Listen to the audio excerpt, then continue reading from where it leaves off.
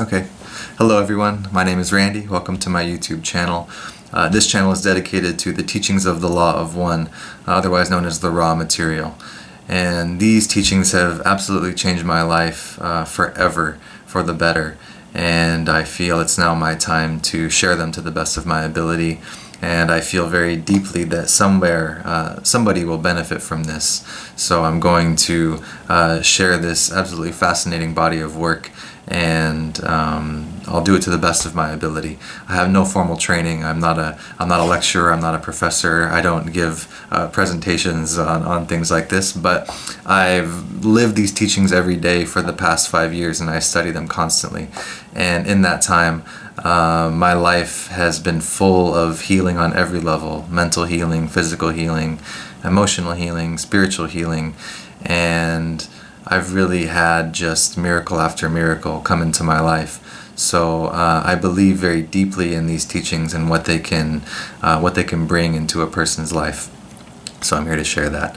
I think we'll just jump right in and we'll talk about the philosophy of the Law of One. What is the Law of One? What does it say? Why do we want to know about it? Right? So understanding the Law of One and attempting to integrate it into your daily life is about living well, right? It's about making informed decisions. It's about living an intentional life. It's about doing things with a certain perspective that helps us to understand why we're doing these things. And as we go through these teachings, you'll find that the Law of One has laid out a very precise kind of philosophy of what all of this is, right? Like, what is life on earth? What does it mean to be human? Why am I here? What am I doing here? What is all this, right? The questions that, if you're watching this video, you've probably been wondering for some time. So the Law of One lays all of this out, and I look at it in the way that Carla Ruckert, who was the channel for the Law of One, she said it's this whole thing is like a big game, right? And the Law of One gives you the rules of the game. It helps you to understand what we're playing, how to play it well, and why we would want to play it, right? So it makes us good players in the game of spiritual life, spiritual development, right? We have the everyday game that we're born into, and we think is the main that we think of as the real game, but it's not the real game, right? Which is the game of collecting resources and trying to provide for yourself and trying to create a certain amount of security or comfort within the world, right? So this would be the job that we go to make money. This would be perhaps starting a family and things like that. And that's not to say that either one of those things is wrong. I think those are I think starting a family and having children and wanting to raise children in a beautiful way is great. But we have to know why we're doing that beyond what our culture has told us about, and what our society has told us we need to do and why we need to do it, right? So it's about waking up to the truth of the self and to begin to seek on a much deeper level of what it means to be human. So we'll go straight into it. Good. So the Law of One states that all of creation is one being. We're in an infinite creation. Ra calls the source of everything the one infinite creator. Also calls it infinite intelligence. There's this intelligence that is absolutely infinite, and it's one massive energy field. And everything within this one massive energy field is also an energy field. Like humans are an energy field, plants are their own energy field, animals are their own energy field, the earth is an energy field, our sun is an energy field, the Milky Way galaxy is an energy field holding our sun and all the other billions of stars, right? And then we get into, black holes are their own energy field. Within all of those energy fields, or let's say around all those energy fields, is one massive energy field.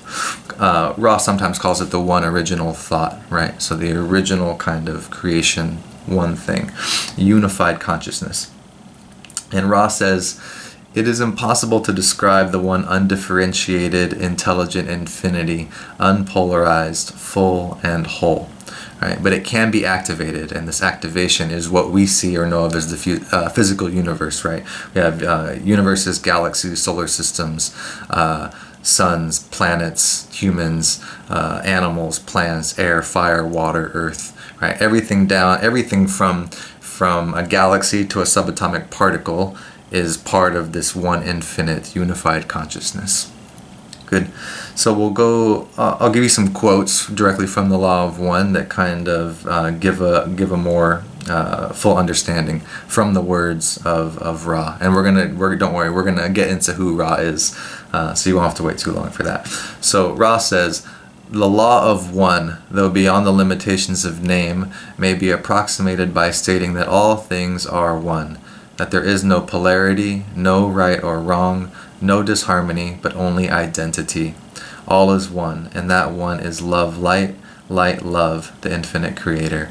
This is session 4, question 20. And just a side note, as we go through this, you'll see, as I post the quotes for you to read along with, you'll see at the end parentheses with a number, a period, and then another number. The first number always indicates the session that it came from, and then the second number indicates the question and answer, which number, question, answer from that session, right? And then, so that's the first quote, right? So we have oneness, no right or wrong, no good or bad, no yes or no, right? Everything comes from this one source, and this is kind of confusing to the human mind, because we're on a polarity planet. We're on a planet where things seem to be yes, no, right, wrong, acceptable, unacceptable, right? So this concept is much higher than what normal human consciousness is able to comprehend, right? So we just need to accept that at first. And I like this quote here. This is from session 1, question answer 7. "Consider, if you will, that the universe is infinite. This has yet to be proven or disproven, but we can assure you that there is no end to yourselves, your understanding, what you call your journey of seeking, or your perceptions of the creation. That which is infinite cannot be many, for manyness is a finite concept. To have infinity, you must identify or define that infinity as unity. Otherwise, the term does not have any referent or meaning. In an infinite creator, there is only unity. You have seen simple examples of unity. You have seen the prism which shows all colors stemming from the sunlight. This is a simplistic example of unity. In truth, there is no right or wrong. There is no polarity, for all will be reconciled at some point in your dance through the mind-body-spirit complex which you amuse yourself by distorting in various ways at this time. This distortion is not in any case necessary. It is chosen by each of you as an alternative to understanding the complete unity of thought which binds all things. You are not speaking of somewhat or similar like entities. You are not speaking of similar or somewhat like entities or things. You are everything. Every being, every emotion, every event, every situation. You are unity. You are infinity. You are love, light, light, love. You are. This is the law of one. So this is a very, when I first read this, I was deeply moved, and I believe I was deeply moved because in my soul I knew this to be the truth, right? So as I read this material for the first time, my soul was activating, it was waking up, it was remembering all these things that it already knew but that had been lost as when I came into this world and was I chose to took on a human incarnation on planet Earth, and when we do that we forget everything about the soul's development. We forget everything about our infinite creation, infinite connection to the Creator. We can of course choose to move in certain ways to help us remember that, but being a human is difficult, because if we don't do that, then we go through this life in total confusion and seeming darkness and isolation, because we haven't chosen to seek the things that would bring us that remembrance, right? So we are everything, every being, every emotion, every event, every situation. We are unity, we are infinity, we are love, light, light, love. We are. This is the law of one. Ra says here too, this is a really nice one. We came to your peoples to enunciate the law of one. We wish to impress upon those who wish to learn of unity that in unity all paradoxes are resolved, all that is broken is healed, all that is forgotten is brought to light. And this is the process of self-healing. This is the process of turning to the seeking of the true self. As we start on that path, as we step off the path of the culturally accepted life that we're told we're supposed to live, and we start to really seek for who we are, why we're here, what we're doing here, what is the purpose of life on earth. When we start to seek that, then we open up and avail ourselves to the opportunities that will allow us to heal everything that's been broken in this life and to remember everything that's been forgotten. So that's the journey I'm on, and that's the journey that I'm hoping I can inspire someone else to begin, or that I can help someone who's already on that path to kind of progress maybe a little faster. Good. This is the core, the basic philosophy of the Law of One, and everything else within the Law of One comes from this understanding. So this is really important to start with. Okay, so I mentioned Ra, right? And you're probably wondering, well, who is Ra? Is this a person? Is this some kind of like a Buddhist monk or some kind of yogi sitting in a cave somewhere who gave these teachings?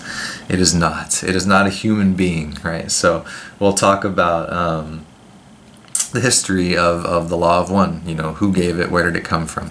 Okay, so the first thing to understand is that the Law of One is a series of question and answer sessions between a group of 3 people and an extraterrestrial being that called itself Ra. So these 3 people were Don Elkins, Carla Ruckert, and Jim McCarty. Carla is in this photo here on the left. Don is the really tall fellow in the middle, and Jim is the gentleman on the right there. So these 3 people ended up generating telepathic communication between themselves and this being that called itself Ra. So let's just give a brief history on the context. So I won't go too far into this. I guess first I should say, if you're really interested in the history of the Law of One, or in reading all of the material in full, you can go to the website lawofone.info, and you can find a lengthy introduction that gives incredible detail of the process that they went through to receive the Ra contact, and then all of the material from within the books, right? So if you can't afford the books themselves, you can read all of the Law of One, in its entirety online, 106 sessions, every question, every answer. lawofone.info. So I highly recommend using that as a resource in addition to these videos, right? Do not let these videos be the be all end all, because I feel that my understanding of this is very good, but you need to seek for yourself, and you need to read the material for yourself to develop your own individual unique understanding. Good. Okay, so we have Don, we have Carla, we have Jim. Don was a professor at university, and he was a scientist, and he was a physicist. He was also a pilot, and he studied paranormal contact and UFO phenomenon, and he was very interested in reincarnation and what would normally be considered, New Age teachings for a very long time. And he studied this for probably about 3 decades before the Ra contact began in 1981. And he was a professor, and so he started an experiment with a group of his students, a meditation group that was designed to kind of induce a communication, or a telepathic communication between them and some extraterrestrial entity, right? So again, read the introduction. I'm not going to go too far into this, but Carla ended up joining that group, and they ended up working together, and she eventually began channeling within the group. And what we find out is that, one day they were just doing their normal channeling group, and an entity that called itself Ra came through and spoke through Carla. This was the beginning of the Ra contact. From that point, they used a very specific technique of channeling that Don called tuned trance telepathy. And in this form of channeling, the person that's actually speaking the words of the being, that whatever's coming through, is not conscious, right? So Dawn would ask questions. Carla would be in an unconscious state where she would, her kind of energy would be taken up, and she would be dwelling with those of Ra. They would give her the words, and her physical body would speak the words back into this plane. So Dawn asked the questions. Carla spoke Ra's answers, and then Jim wrote down all of the questions and answers, so transcribed all of the information. Okay, so this was formed into 4 books, again 106 sessions, and you can buy the books through their website llresearch.org. I recommend doing that if you're going to get the books instead of through places like Amazon, because then it goes the money goes directly to them, and I think this is great because they've been very generous in supplying the information for free online. Not just the Law of One material at lawofone.info, but over 1,000 other channeled messages from other beings that are a part of the larger group that Ra is a part of. Since 1972, you can go back and you can read weekly channeled messages from these other beings like Kuo, Hatan. Those are the only 2 that I can think of right now, but the philosophy given in the Law of One is shared by Ra with these other groups of souls that are seeking and serving in a similar way. So you can find a lot of corroborating material and a lot of other channeled messages that make the Law of One easier to digest and comprehend. So llresearch.org, I highly recommend that as well. Good, so we have the group, they created the books, and there's a 5th book that you can buy as well that just it contains information from Carla and Jim, personal notes on certain sections of the material, maybe certain questions and answers that had a profound effect on them either during the time of the contact or that they were able to glean some wisdom from afterwards by going back and reading the material and meditating on it. So I think that's very nice to have as well, the kind of personal additions from the people who were involved in the making of the material. Right. So that's a brief history of the actual contact itself. So again, the Law of One is a philosophy that says that all things are one. We're in an infinite creation. We are part of that infinite creation. We are not separate from anything.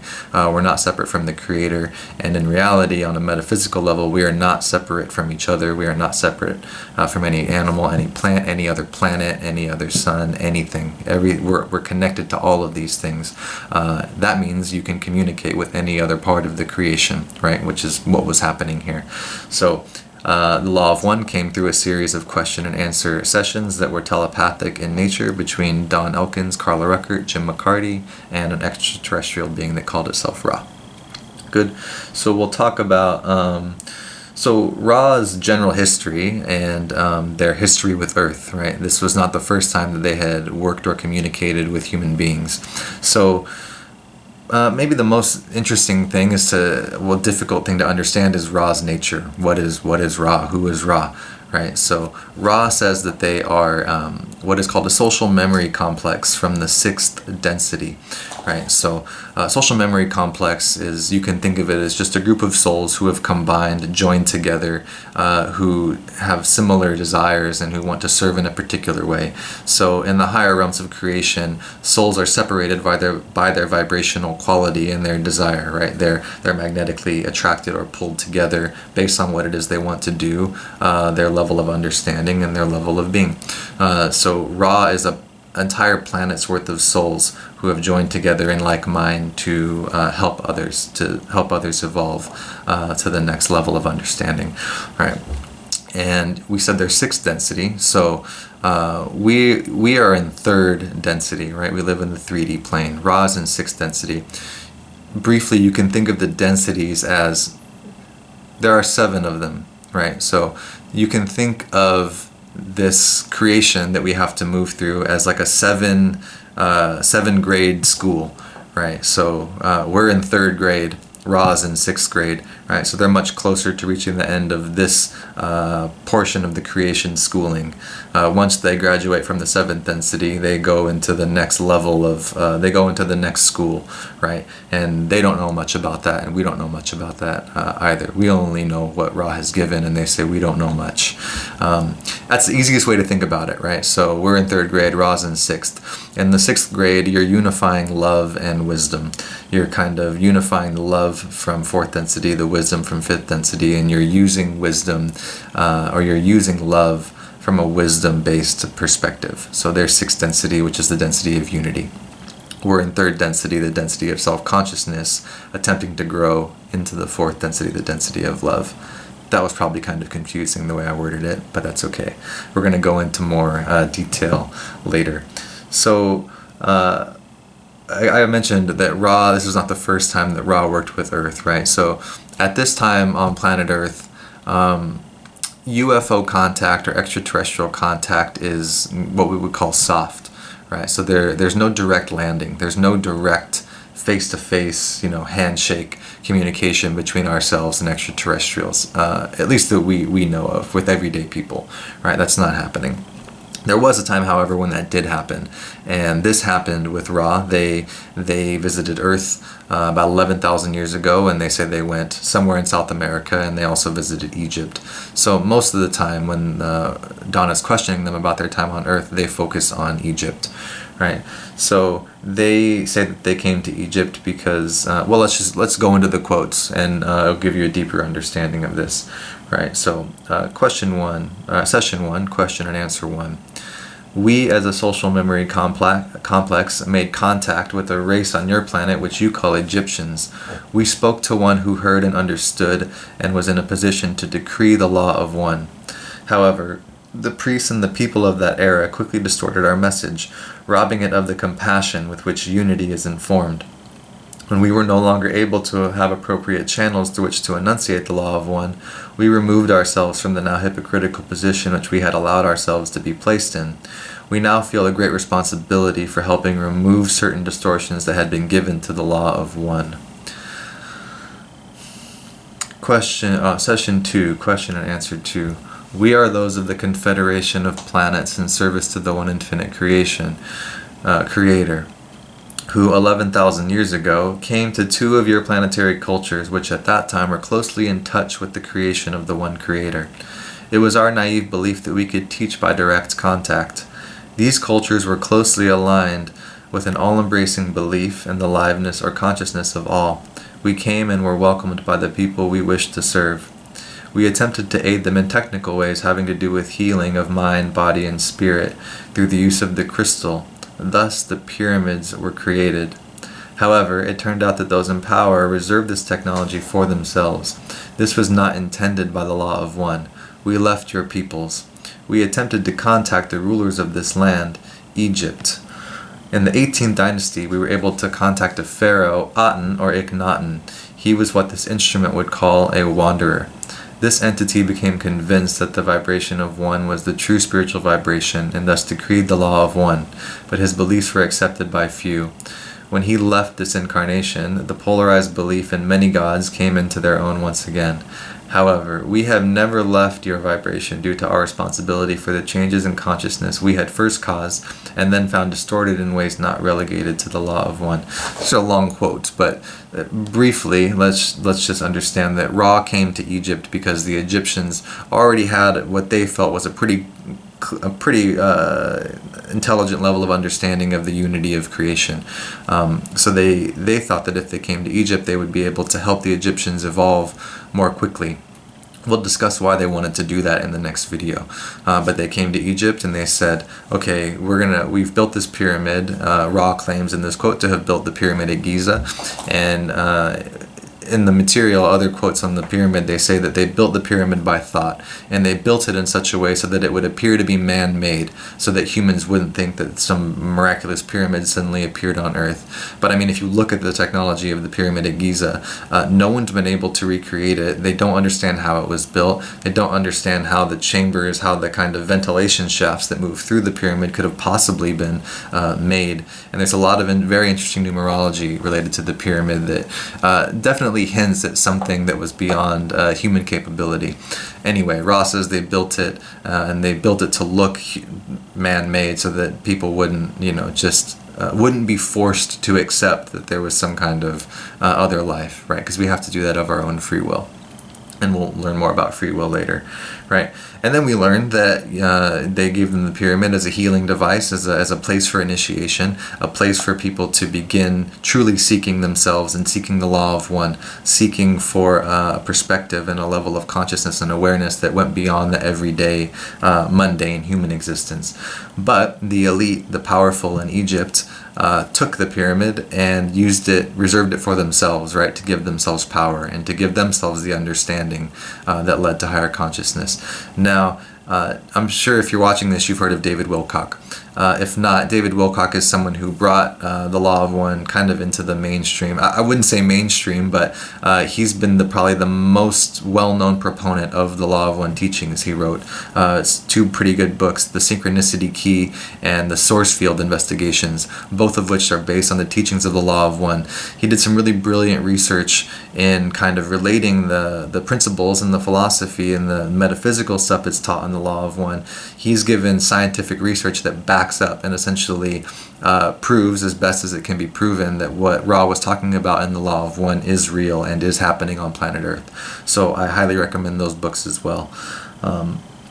So we see what tends to happen on planet Earth with humans for whatever reason.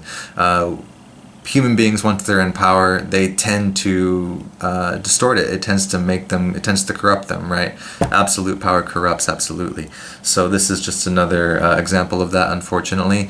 And I mentioned David Wilcock because I meant to say that he says that he's got sources, and his understanding is that what we would call the Illuminati or the deep state or the cabal is the direct result of this, of Ra coming to Earth, perhaps infringing upon free will a bit by just making themselves known and teaching this technology freely. Everything negative that's happened on the planet on a massive scale, unfortunately, is the result of this. They gave these humans, this group of humans, the Egyptians, this incredibly powerful technology, and then it was abused. And it's led to all kinds of corruption and abuse of power for thousands of years. Right? So that's an unfortunate but interesting result of this. Okay, so we have Ra's history on Earth, very briefly. We're going to go more into that later. I think that's good. We've got the basic principles of the Law of One. We've got some info about the contact itself. We've got who is Ra, a little bit about their history on Earth, why they came, what they did. And I think I wanted to say too that on this channel we're mainly going to be focusing on the healing techniques and the exercises that Ra gave that lead one to evolution in the mind, in the body, and in the spirit. And like we just saw, there's a lot of stuff about pyramids, there's a lot of stuff about UFOs, there's a lot of stuff about more the physical side of things, especially early on when Don was kind of trying to figure out what to ask. But if you're looking for a deep kind of discussion on the UFO part or the pyramid part, or anything having to do with the kind of physical manifestation of life on Earth, you're probably going to be disappointed. I think there's enough people doing that already, and that's great. However you're seeking is beautiful, and I encourage you to seek in the way that feels best to you. But this channel will be focusing on the more spiritual, metaphysical side of things and how we can grow as human beings. And if you watch these videos, you'll learn pretty quickly that we're in a time on this planet now where finding the heart of our being, finding out and beginning to seek for who and what we truly are is the single most important thing that anyone can be doing. Ra suggested, Jim McCarty, I've read a lot of this material, obviously outside of the Law of One, and he put it really well. He said that Ra basically hinted to them from the start that whatever you're going to ask us, if the question wouldn't be important 10,000 years from now, it's probably not that important. Right? So just consider that for a second, right? They're basically saying, don't worry about UFOs, don't worry about anything that is what they would call transient, right? That's impermanent, that comes and goes, right? Anything related to the Earth and the Illuminati or the deep state or anything like that, that's coming and going. It's temporary. This whole thing is temporary. Ra said, we're encouraging you to focus on the spiritual principles that underlie all of creation, not just in the third density that you experience, but into fourth, fifth, sixth, and seventh. So what we're going to teach you and what we want you to focus on are those things that are timeless, the teachings that are timeless. So that's what I'm attempting to do with this channel. So in the next video, we're going to talk about the 7 densities a little bit. We're going to talk about the level of vibration, the quality of vibration in each of the 7 densities. We're going to talk about we'll deeply talk about the transition from 3rd to 4th that planet Earth is in right now. The sun is basically setting on planet Earth for 3rd density, and we're very rapidly approaching 4th density. So hopefully we're doing our homework and we're doing what we can to evolve ourselves, to prepare and to create a vibrational quality within ourselves that will allow us to move on to that next level. So we'll go into that discussion. That's called the harvest, right? Ra calls it the harvest. So we're attempting to graduate from our 3rd density, 3rd grade, and we're trying to go into 4th grade. It's a funny way to think of it, actually, but that's what's happening on Earth. So we'll go into that. We'll also talk about the choice that we have to make here on planet Earth to graduate, which is the choice between serving others and the choice to serve ourselves. These are what we call the 2 paths. Serving others is what is called the positive path. Serving the self is what is called the negative path. The negative path, service to self, is what the elite are on. The really powerful people who are abusing the planet and taking all the resources and manipulating perception through the media or through lies and whatever it is. We all know what they do, right? So these are just people that are on the negative path, and they're seeking to graduate along their path. Now I'm sure if you're watching this, you're a person that is hoping or striving to be of service to others. So we'll talk about how we can reach the necessary understanding and wisdom to move along that path. After that, we will then get into the healing exercises and the sort of daily balancing techniques that Ra gave that allow us to move closer to an understanding of the law of one. And this has to be, ideally this will be a daily practice, right? We don't become good painters if we paint once a week, or we don't become good musicians if we practice piano twice a week for 30 minutes, right? We have to practice every day. So what we're attempting to do is become good players at the game of life, metaphysical life, spiritual life, and the teachings of the law of one allow us to do that if we incorporate it into our day-to-day life, right? So we'll go into that. And also on this channel, I teach Kundalini Yoga and meditation, which has allowed me to integrate more and more the principles of the law of one. And I have found that what Kundalini Yoga and meditation do is it can give you a direct experience of the concepts that are given in the law of one. So it's one thing to be able to mentally, sort of intellectually attempt to comprehend the information, and of course that's helpful. But I mean, let's be honest. When you heard the quotes earlier that say, "Yeah, everything is one thing. I'm part of everything. I'm every being," you're probably going, "What?" Like, we're not normally at a level of consciousness or perception that allows that to even make sense, right? So we can think about this stuff all we want, but we want to have an experience of it. We want to be able to feel that in our being. And Kundalini Yoga and meditation has done that for me. It's given me some very profound experiences, and it changes the vibrational quality of your being to an a constantly elevating state, right? And in that way, we're moving the Kundalini energy up the spine, and we're moving closer to an understanding of the law of one. We'll go through the chakras. We'll go through we'll go through the energies of each of the chakras, the concepts of each one, the thoughts, emotions, and feelings that are associated with each of the chakras, and how to heal them. And as we heal the chakras, as we balance the chakras, the mind and the body and the spirit very naturally move to a higher level of understanding of the teachings in the law of one. So we'll do that as well. And then I'll give videos on any other things that I think are helpful to help people evolve in the way that we need to be evolving right now on the planet. Good. Okay, hopefully, I don't know how long this is because my battery died and I had to restart the video and stuff. But I hope you found this interesting. And obviously, I'm not a professional lecturer. I'm not a professional presentation giver. I'm not a professor. So I'm doing this the best I can. If you've read this material, I'm hoping that somebody watching right now has read the law of one, and they're understanding my dilemma in terms of like how to break this stuff down and to put it in an order that makes sense, right? Because Don was pretty much grasping at straws through a lot of the questioning, because he was trying trying to play catch up and trying to ask things that he thought would be good. So you'll find that like bits of useful information are kind of hidden deeper. Like if early on they go through the densities, but then you'll find some kind of profound perspective that Ra gives on the densities, all like in session 80 or 90. So I've spent so much time trying to compile and organize this information in a way that makes sense, so that you don't have to. All you have to do is watch the videos, right? So hopefully this will do something for someone out there. Okay, good. Thank you very much, and I will see you again soon. Satnam.